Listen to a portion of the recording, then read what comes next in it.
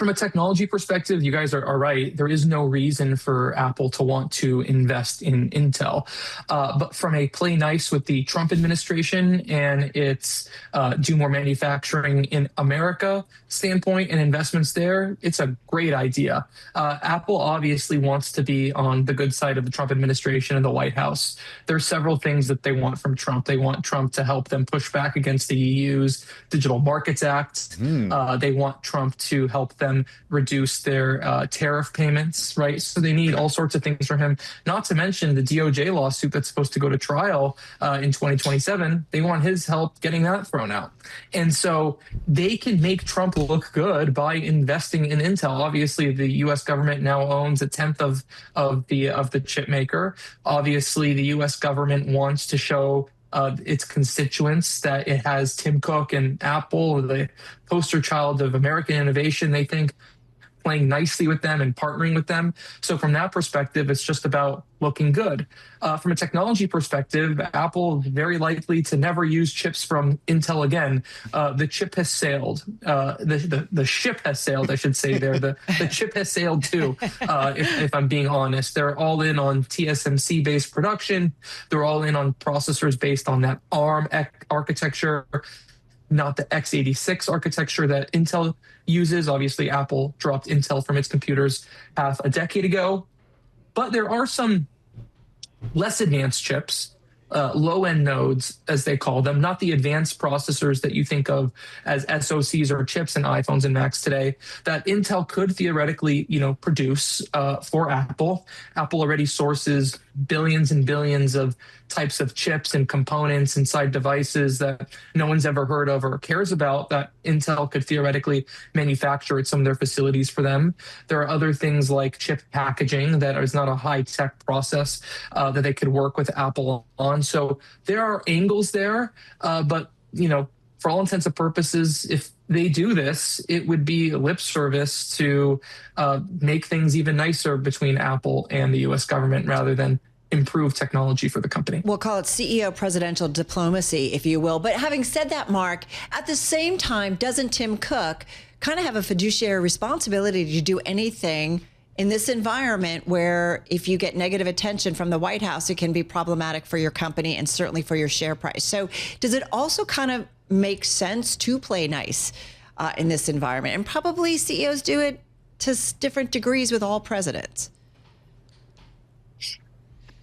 You have to thread the needle if you're Tim Cook, right? On the Trump administration, Donald Trump is obviously very divisive, right? I think that is the most obvious thing that anyone has said on your radio show in a year. And Tim Cook has to do what he can do from a fiduciary standpoint to make sure that they're paying less tariffs, to make sure Apple is safe as a business. But there's also the element of employees who are not pro-Trump and customers who are not pro-Trump, and the legions of people who find it, I would say, gross or disgusting that Tim Cook is as close to Donald Trump as he appears to be publicly. I think that I know, and I think that a lot of people know, that a lot of this is just diplomacy or a game to some extent, trying to make the company as effective as possible, trying to save as much money as possible, and just doing his fiduciary duties as a CEO.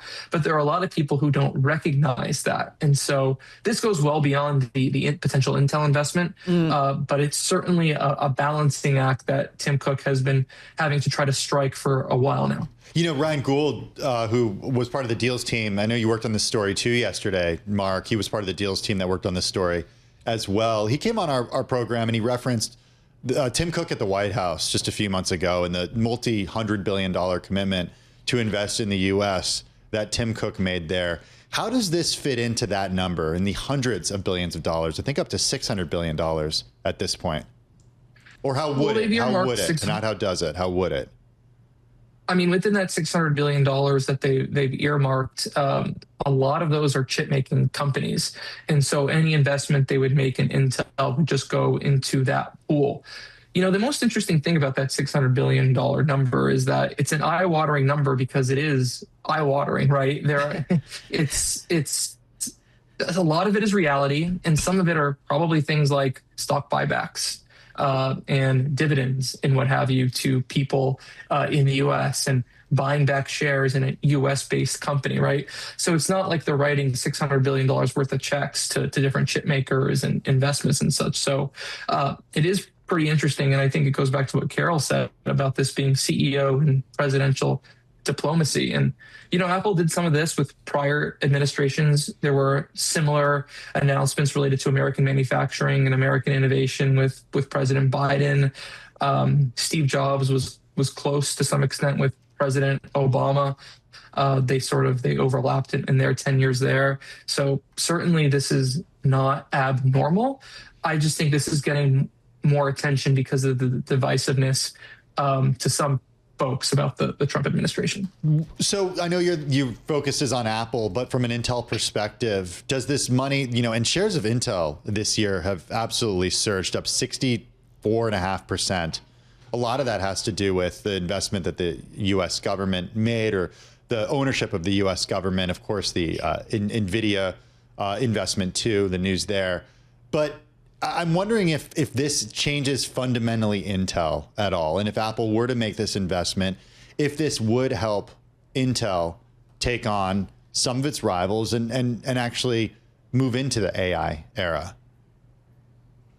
It's funny. In some cases, an Apple store, you go to an Apple store in a mall or in a particular city, and they get really big tax breaks in some cases to put their store in that mall. They get discounts for putting their store in the mall because the mall sees it as a driver to bring people into the mall and get them to shop at the particular store, right? And so my point being that a partnership with Apple could make Intel look really strong and good, and as an innovator, and potentially get them customers, right, from other companies as well.